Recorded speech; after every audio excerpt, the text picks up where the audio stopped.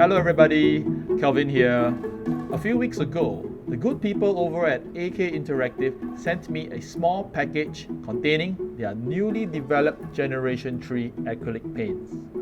Throughout the years, AK Interactive has gathered valuable feedback from modelers all around the world to develop this paint formula that I now hold in my hand.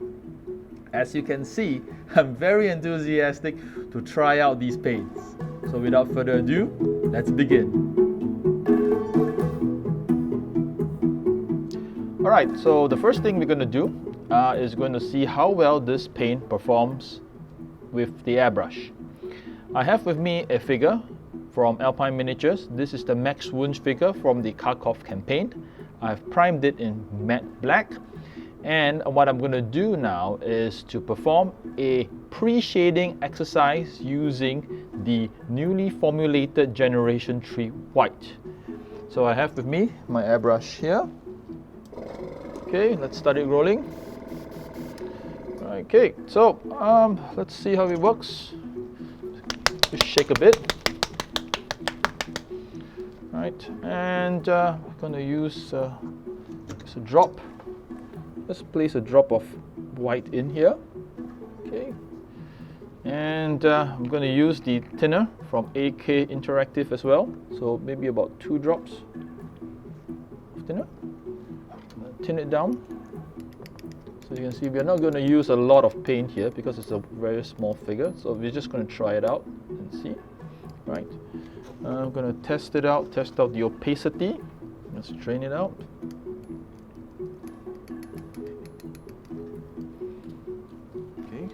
Cap paints, and let's try it out, see how it handles. It's pretty thin. All right, so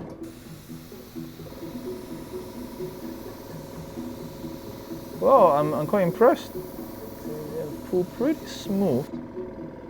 Okay, so what we're gonna do is open it up and just lightly mist from the top.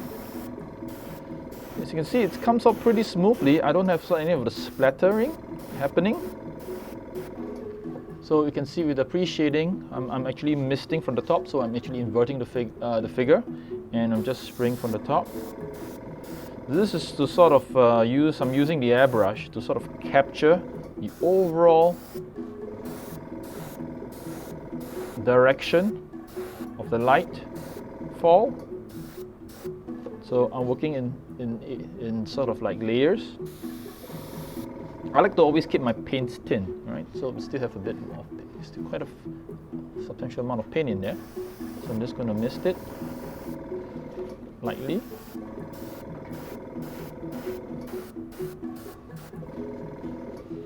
As you can see, it's pretty odorless.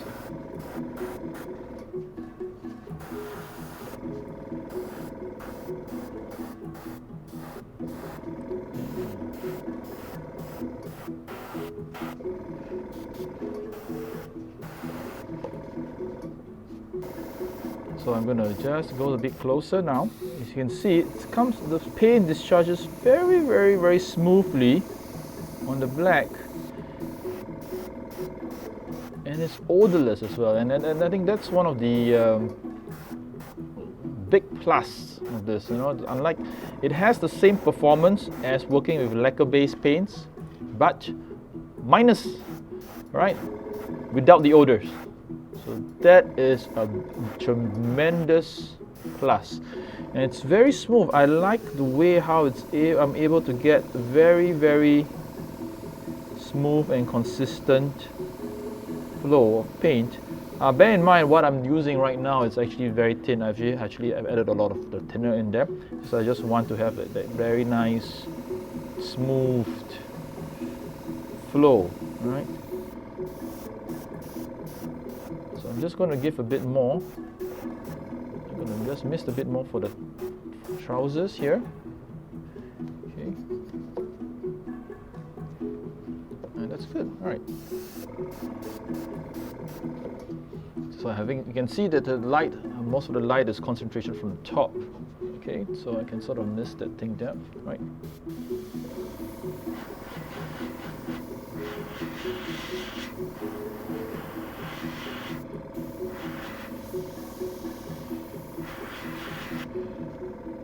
Okay. So you can see it performs pretty well for the airbrush.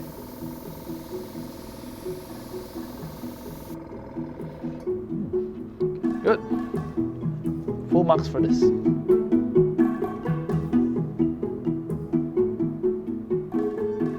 And now we are going to see how the paints handle during brush painting. So I have with me a couple of reservoirs here, and as earlier on we have already done our pre-shading exercise by just a gentle light mist of white over the figure using the white paint from the Generation 3 series. So I have with me, what we're going to do is we're going to get some of the mid-tones out. We're going to strengthen the mid-tones by using some dark sea grey, and perhaps, and also to reinforce the highlights using some white. So let's see, let's take a bit out, get some white out, and some dark sea grey. Just feels that we don't really need much shake agitation. Right, that's my feel. Right, so a bit of water. So I'm going to take some water. I'm going to just maybe fill up this reservoir here with some water. Okay, and see how it handles.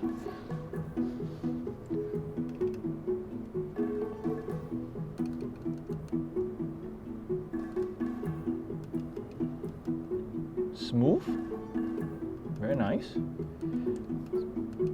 As you can see, it's almost, in a sense, like feels like melted butter, almost. All right. So we're gonna load it, and then let's try it out with a bit of water. Okay. And we can use this to test. It's pretty smooth. Okay. Doesn't have that sort of like, you know, chunky chunks in it. So we can use this. And I'm going to use that and just focusing it a bit more on the inside there.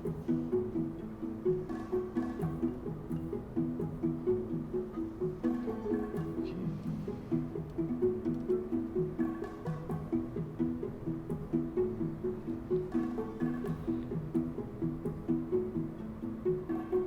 All right, and just focus on the highlights.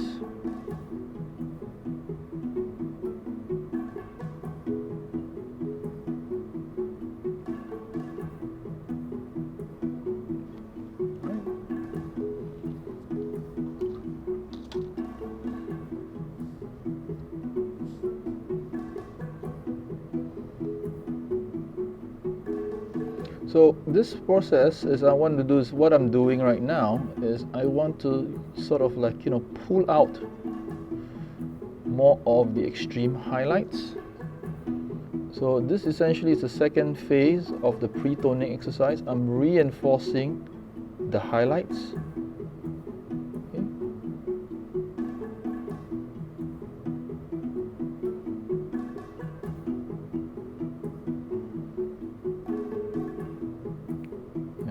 Gently just spreading it around this way. Okay, so a bit of highlights on the cheekbones here. A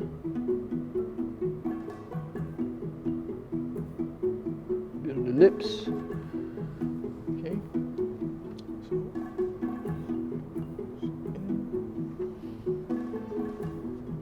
See.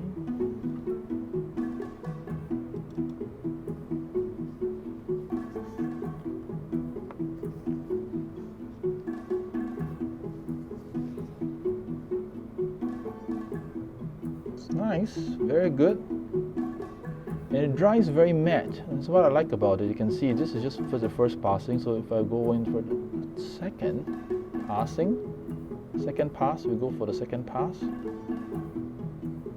Very nice. Okay, maybe certain parts of the trousers. It's a bit of the dark sea grey here. We want a bit of a tone here. I'm going to use this for the mid-tones. For this, I don't want it to be too cold, so this is a much warmer tone. So I'm going to just apply just like a wash, just like a glaze over it, a very thin film of paint over these areas here.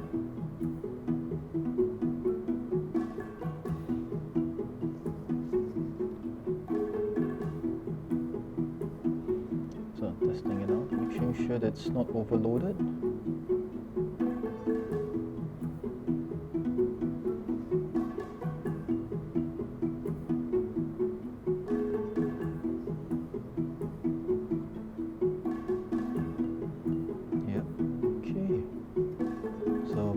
See, right, so for larger areas maybe I can try using the filbert.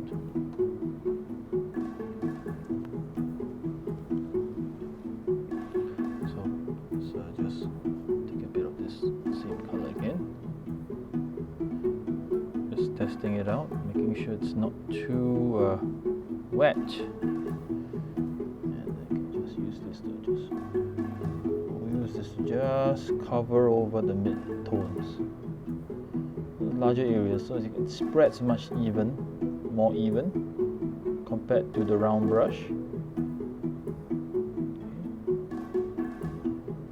So I usually use this for sort of like larger areas. Okay. So I don't want it to be too thick, a little bit more water. It's nice, very nice. It spreads very, very smoothly. It has a sort of very silky feel to it. It dries very evenly. I think I like that. I like that it spreads much better. It's almost has a very velvety texture to it. Right. So not bad. So I mean, I can go back again, like larger areas here. You can see it's because of the round brushes, I can get a lot of there's a lot of irregularity. So I'm going to use the filbert again to go in, to sort of touch up. So I'm using a number 2 filbert from De La Rowney. Okay, so not to overload it. So I'm just going to just lightly, just sort of like, spread the color over. Going over once, I try not to go over twice. Right, you just want it to take its effect first, and just let the first pass show up. And if there are any sort of like irregularities, we can go over, we can cover it up on the second pass. So this is the first pass. Let's say for the second pass, we can just go over again. Here again, this is dry, so we can go over. It covers pretty well. It's pretty good, not bad. So maybe I find that the black or grey is a bit too strong. I can use a bit of the grey here, and sort of like, just apply like glaze over through. You can see the effect comes out much softer. It sort of softens the effect. So as you can see, I'm just lightly dabbing the color on. And again, you can see the strokes are gentle, the gentle strokes, and we're just applying very gentle strokes over it.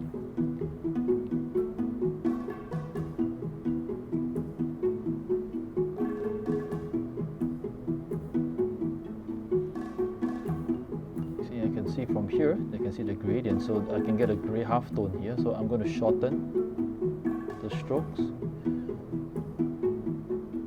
as I move towards the high points.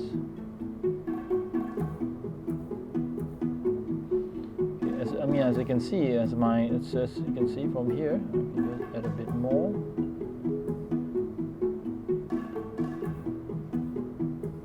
You can see patience is key. Okay, you do not need to revisit this again. You can actually use the same load of paint that's in the brush.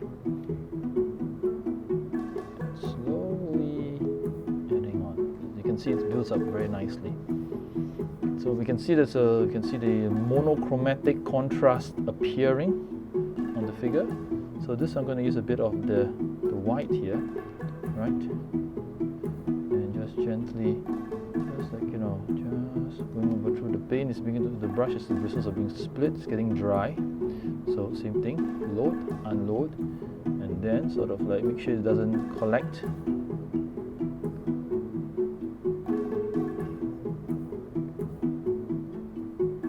And the key thing is to go gentle and be patient with the results. I like this paint, it spreads pretty well. I like it, it's pretty good. Nice, very nice.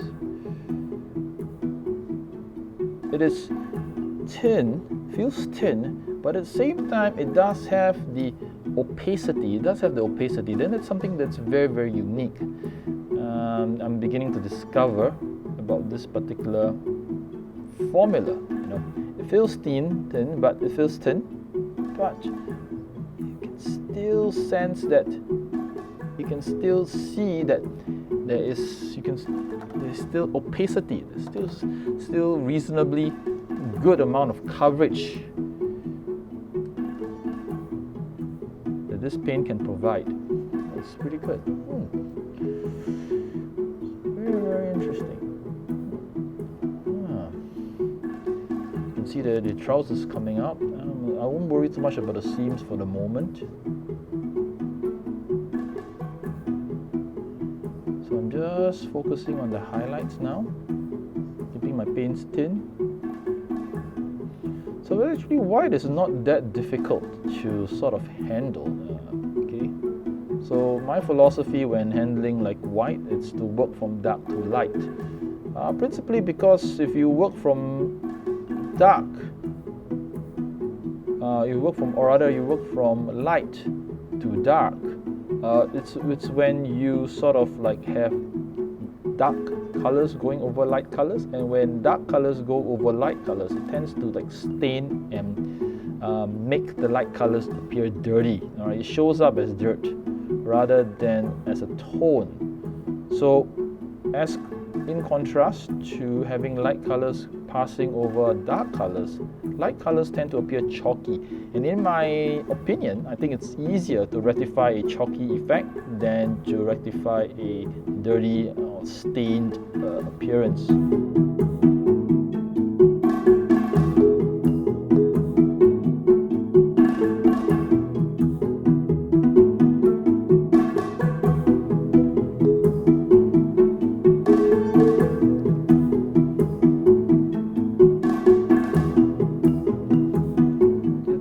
Spend a bit more time on the face for that matter. Okay, I'm going to add in some more highlights for the face.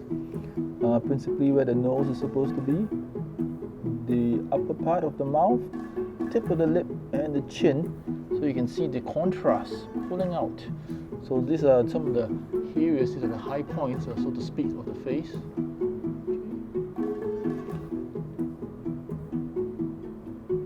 Cheekbone here, maybe at the bottom of the earlobe.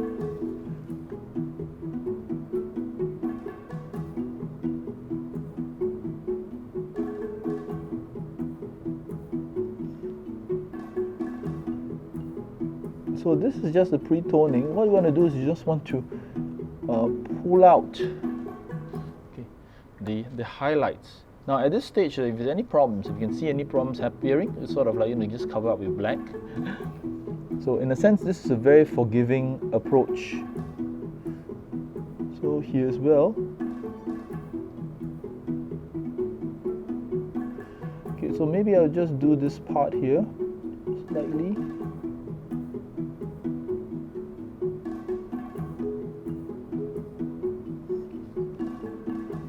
And a bit on the trousers there.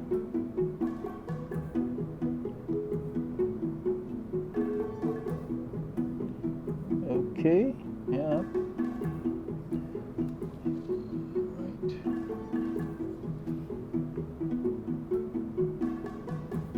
Strong a bit of a highlight down here. As you can see, it's getting very bright. So now, once we have this monochromatic tones out, what I'm going to do is I'm going to use a bit of a medium sand to paint the jacket. Right. So this medium sand. Okay, so I'm just going to put it just by the side here, right? And we're going to see how the colors sort of thing. So I'm going to use this and see how much it covers. So I'm going to thin it down slightly, all right? So a bit of, maybe about a few drops of water. It's still pretty opaque. So I'm going to use the filbert brush, you can see. All right, it's thin enough. Okay, drain it out. I'm going to test it on my thumb here. Looks pretty well. Okay. And just sort of like, you know, give it a nice wash over using the filbert. It's pretty vibrant. This is, you can see that. So we don't need to work anything more than that, you know. As long as we work the white if it's the contrast, we are actually establishing the contrast using the white, and then with this local color, you just add it on from here. Just spray it on, sort of like brush it on as a thin filter. And we try not to sort of like muck around too much, so that we do not want, we want it to dry homogeneously, right? So you can see it's pretty bright.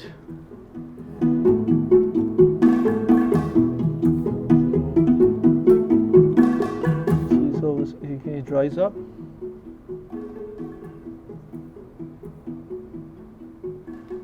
So we add on a bit more of the tones here.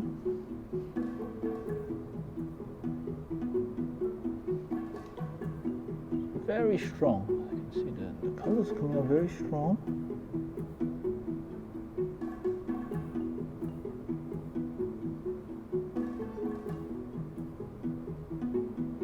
Okay, nice.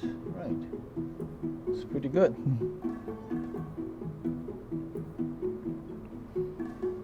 Right, a bit of gray perhaps if I want to sort of play around with it. I don't need to really work anymore on the terms of the highlights. Right, and I think this is sufficient.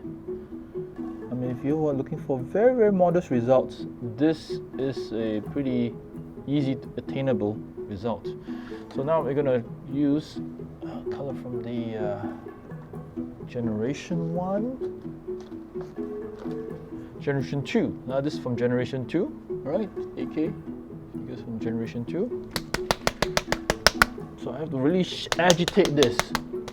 And I also realize that I don't need to agitate much of this. It sort of comes in pretty well combined. Pigment and the binder they come in very nicely.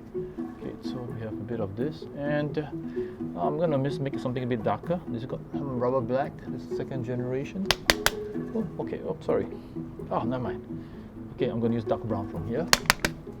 Okay, some dark brown. This is from the second generation. Rubber black from the first generation, from the third generation. So I'm going to do it to the fur from here. So first generation, you can see it's pretty thick, and I don't think it's just thick, but when you dilute it, it sort of becomes thin. It is heavy and low opacity, and I think this is one of the problems that they had for the second generation. That you can see, once you add a lot of water, it sort of thins out a lot. You can see it doesn't really cover much. Okay, so that is one of the things that I don't particularly like about the second generation. And therefore, having this, the third generation, it's a big contrast. It's a huge difference. It's a huge step up, Yeah. Okay. So I'm just gonna wash here through.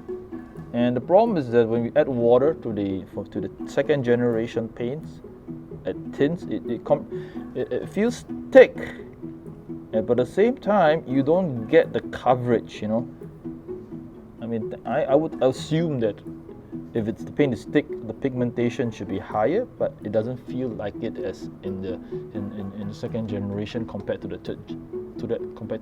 Generation 3. So I really believe that AK Interactive has really stepped up their game in this respect. All right, so maybe just a bit of the black and just dabbing it a bit of the here. Okay, looks pretty good. So I'm gonna add a bit of this, combine a bit of to get a bit of a gray here. All right, and then you can sort of like use this. I'm going to use this to sort of reinforce the shadows here. So I'm not going to touch the highlights, because the highlights, you can see, it's pretty rich and very pure. So all I need to do is just work darker, just focus on the shadows, just to strengthen. And if it need be, then I can sort of use a bit more of the cream color here and just glaze on. That's what I did earlier on.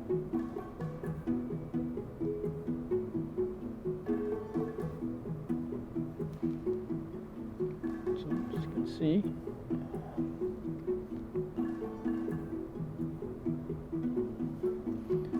very easy. I'm not working much in terms of the shadows as well.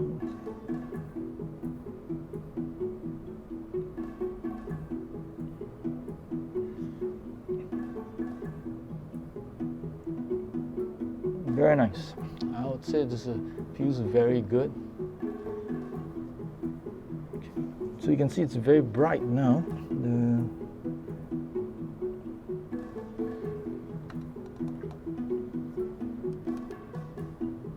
gonna use this again and go over.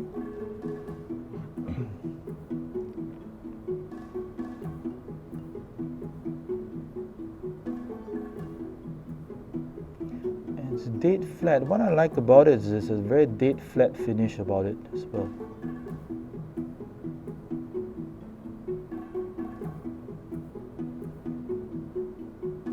So you can see the paint is very thin, but you can slowly, gradually build it up.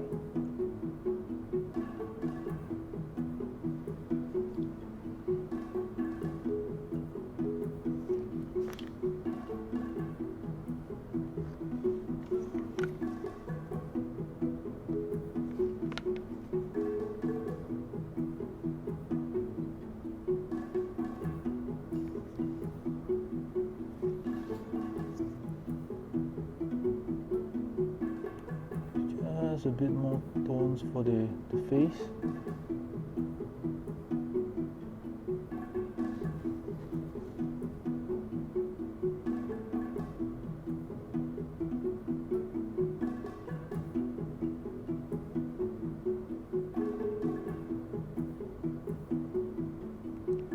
Yep, just about here. Yep. Oops. I think this should be sufficient. Just a light glaze of white here. So just added contrast, you know.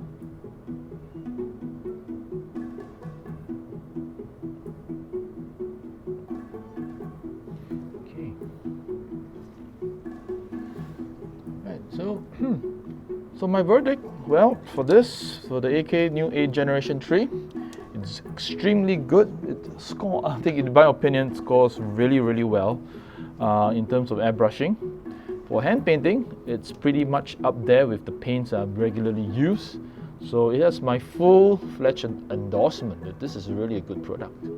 Right? So when time comes by, if they give me more sort of like, I've not yet to try the ones with the more intense paints, but given the range of paints that they've provided me today, I say that they have really, really stepped up their game. All right, it's really good. I hope to see more excellent products coming out from AK in the future. All right, that's me signing off. Bye bye.